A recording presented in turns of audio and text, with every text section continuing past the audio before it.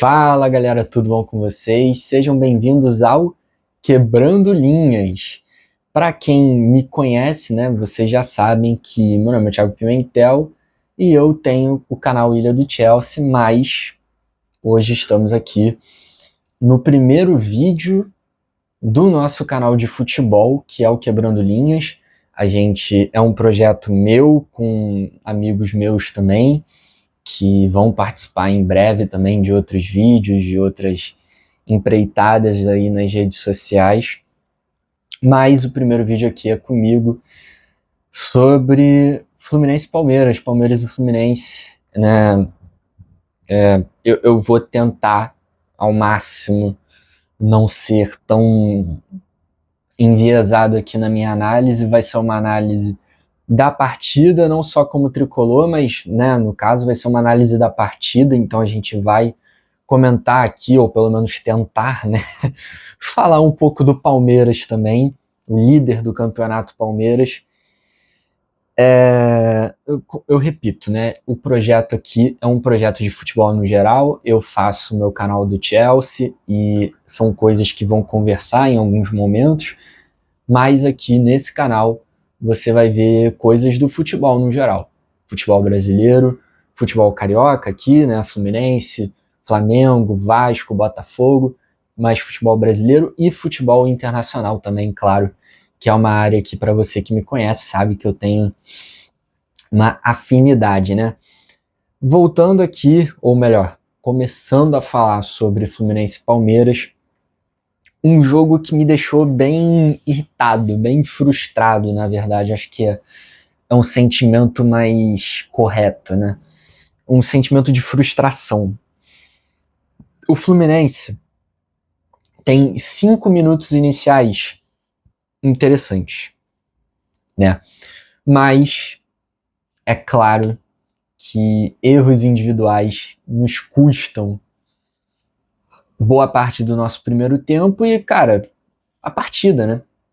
Porque o apagão que o Fluminense tem nos 10 minutos iniciais e que se estende até quase os 40 minutos do primeiro tempo, ele define a partida, né? Salvo engano, é o Martinelli que erra o passe, ou foi o Martinelli ou foi o Bernal, eu confesso não ter certeza, mas eu acho que foi o Martinelli, que erra o passe, o Vitor Roque, né, recebe o passe do Andréas Pereira, dribla o Fábio e sofre o pênalti, né?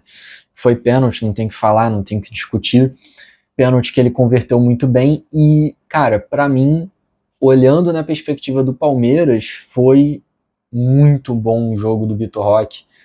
É aquilo, né? Ele tava ali disputando contra os dois lunáticos que o Fluminense tem de zagueiro, né? O Ignácio e o Freitas, meu divino do céu, cara. Meu divino. Outro dia, o Casimiro fez esse comentário sobre o Freitas e eu devo dizer, cara, eu concordo em gênero, número, grau e em todas as instâncias possíveis com a fala do Casimiro. O Freitas não é uma merda, ele não é horrível, ele não é o pior zagueiro que já vestiu a camisa do Fluminense, por exemplo. Mas ele tem essa tendência, ele tem esse hábito terrível de estar sempre na hora errada, no lugar errado, com a arma do crime, porra. Ele tá na cena do crime com a arma do crime. Fica difícil, né? Fica muito difícil defender ele. E é um jogo que, assim, é muito o que representa o Freitas enquanto zagueiro. Um jogo errático, um jogo onde ele tenta demais. Para mim, o Freitas, eu acho que o mal dele é esse. O mal dele é que ele tenta demais. Ele é um jogador que na natureza dele, ele é muito voluntarioso, ele é muito agressivo. Tanto para o aspecto defensivo, quanto até mesmo para o aspecto ofensivo. Você vê que ele, com a bola, ele tenta dar uns passes, assim, como se ele fosse o Xavi. Ele tenta dar umas diagonais ali, umas viradas de jogo. Que às vezes ele acerta, né, sendo justo com o cara. Mas num geral, é inconsistente, mas ele também tenta progredir, conduzindo a bola, né, tentando atacar quase como se ele fosse um volante ou como se ele fosse um lateral. E defensivamente também, né, quando a gente perde a bola, o Freitas tem esse elemento de tentar morder lá no meio campo, junto com o Martinelli, se não às vezes até mais avançado do que ele. Então, cara, é complicado. Eu tô dizendo isso porque uma coisa que eu percebo no Freitas é que, na minha visão, ele é claramente um zagueiro, para um defensor para esquema de 3 zagueiros, sabe? Tipo, ele tem esse elemento mais agressivo, ele tem esse elemento mais porra louca, num português muito claro, de, com a bola, tentar esses passes loucos, tentar conduzir no meio campo, tentar ser mais ousado, e sem a bola também, né, de morder lá no meio campo, de avançar às vezes até mais do que o Martinelli ou qualquer volante que o Fluminense tem em campo. Só que ele tem um sério problema que, na minha opinião, é o principal problema do Freitas, que é falta de noção no sentido de posicionamento. O Freitas tem uma péssima leitura de jogo. De novo, é aquilo. Ele sempre tá na cena do crime, né? Fazendo alusão ao que o Casemiro falou, ele sempre tá na cena do crime. Ele sempre tá no lugar errado, na hora errada, com a porra da arma do crime. Entende? E hoje não foi diferente. Mas é aquilo, né? Por mais errático que o Freitas seja, a gente pensa, né? Caramba, o Ignacio, né? Será que ele não é melhor? Assim, eu acho que o Ignacio, ele é tipo 10% mais confiável do que o Freitas. Mas melhor, eu não boto minha mão no fogo por esse cara. Não boto. Assim, no duelo, que muitas vezes o duelo do Vitor Roque foi com o Ignacio. E nesse duelo, muitas vezes o Vitor Roque saiu vitorioso. Mas teve os momentos que o Ignacio conseguiu se antecipar, conseguiu ali uma vez ou outra, pelo menos isso. Só que, cara, é também. Caralho, cara, é complicado, né? É complicado, sabe? Eu entendo o Thiago Silva, né? Eu também, a gente pode ficar puto com ele enquanto torcedor, e não cumpriu a palavra, não sei o quê. Cara, tudo isso faz parte da crítica. Mas caralho, cara, você volta, você tava na Premier League, você jogou no PSG, você jogou no Milan, seleção brasileira, aí tu vem pro teu clube do coração e os caras te dão Freitas e Ignacio pra tu jogar ali do lado, sabe? É realmente. Eu também voltaria pro Porto. Eu também iria pro Porto. Enfim, tentando, né? Eu falei que eu não ia ser estritamente tricolor aqui na minha análise. Então eu queria falar de alguns destaques do Palmeiras. Eu já comentei um pouco do Vitor Roque, mas eu queria falar do Alan. Eu achei o Alan muito bem hoje, tá? Eu achei que foi um jogo muito interessante dele. É um jogador que me agrada, ele é ali mais ou menos de um perfil, trazendo um pouquinho pro Chelsea, só um cadinho assim, ó.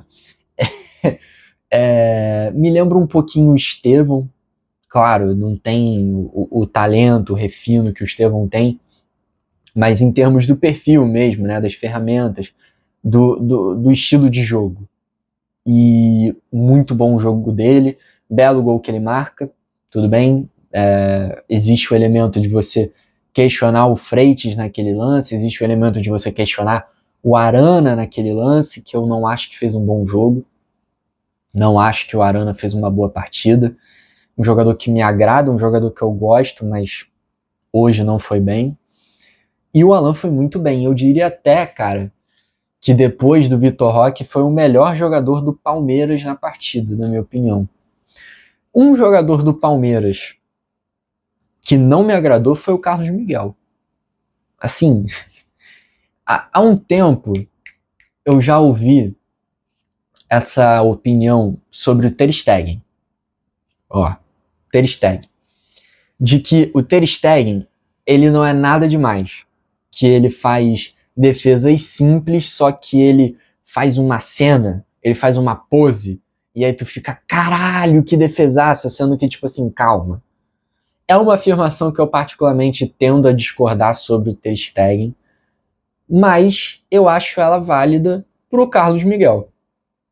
Eu acho que o Carlos Miguel, cara, tipo assim, teve um chute do Martinelli, que o Martinelli bateu de peito de pé, assim, na entrada da área, todo pressionado ali, todo sem jeito, todo troncho, e o Carlos Miguel, ele vai todo errado na bola, aí tu fica, ui, meu Deus, que defesaça do Carlos Miguel, sendo que, cara, pelo amor de Deus, cara, pelo amor de Deus, a bola que dava pra encaixar, sabe?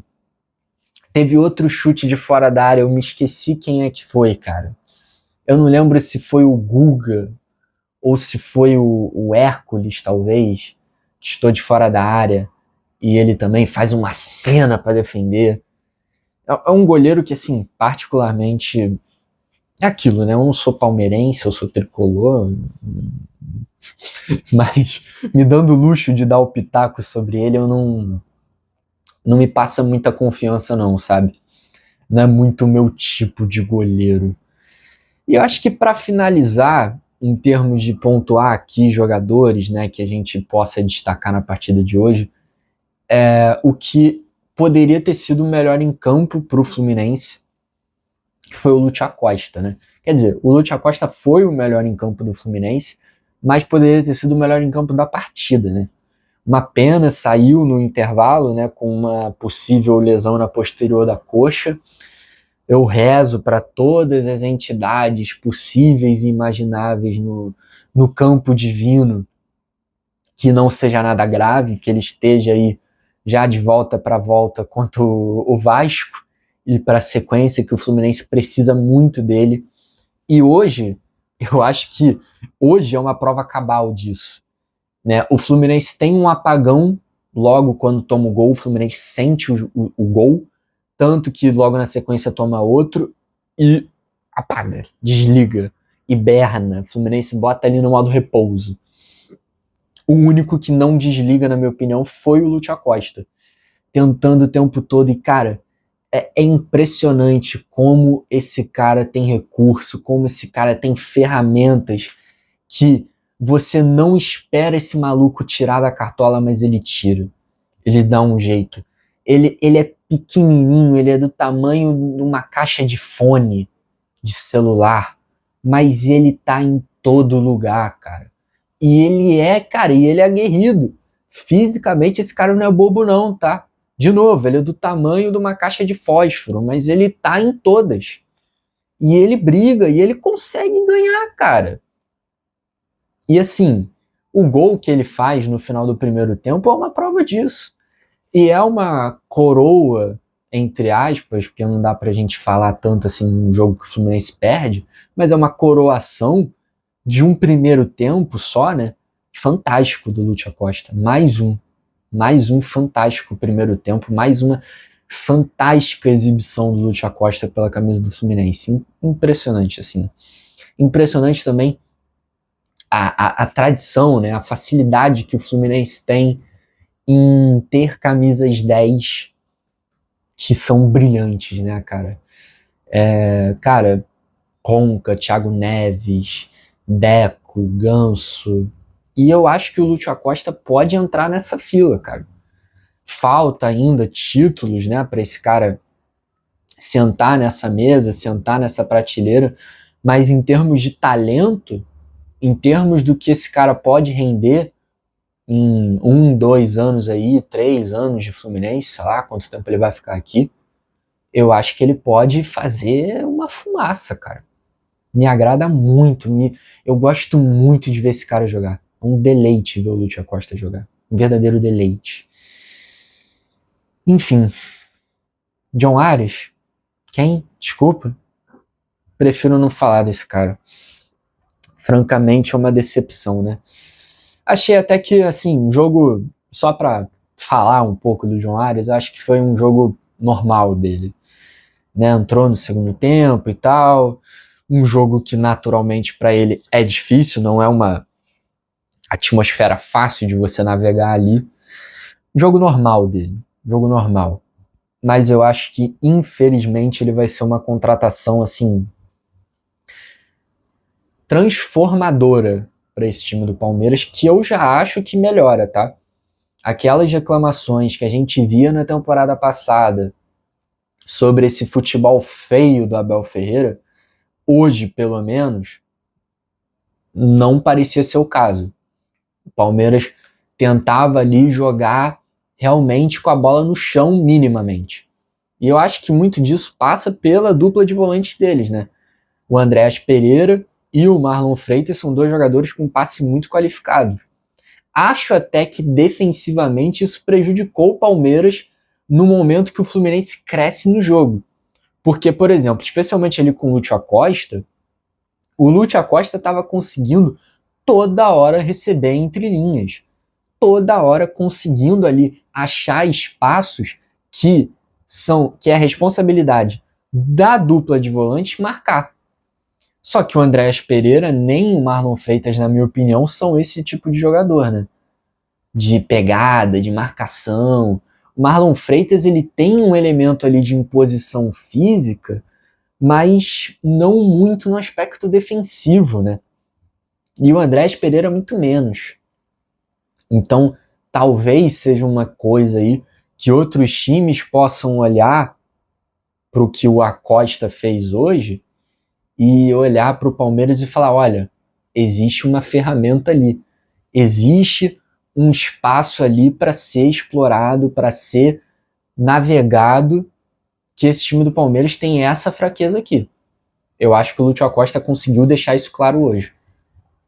Enfim, é isso, gente. Quero saber a opinião de vocês aqui nos comentários, o que vocês acharam da partida aí entre Palmeiras e Fluminense. Se vocês gostaram do vídeo, né, a gente tem várias ideias aí para o canal, para o Instagram também, para o TikTok, a gente vai explorar essas plataformas. Então é isso, gente. Deixa o like aí no vídeo, compartilhe com os amigos, comente aqui a opinião de vocês, o que vocês querem ver também aqui no canal. E é isso. Até amanhã, acredito eu. Temos aí jogo do Flamengo, temos jogo do Vasco. Sexta-feira tem sorteio de Champions League, o que é muito importante. Inclusive lá pro Ilha do Chelsea. Inclusive quem puder aí se inscrever no canal do Ilha do Chelsea. Tamo junto. Enfim, um abraço, até amanhã e tchau.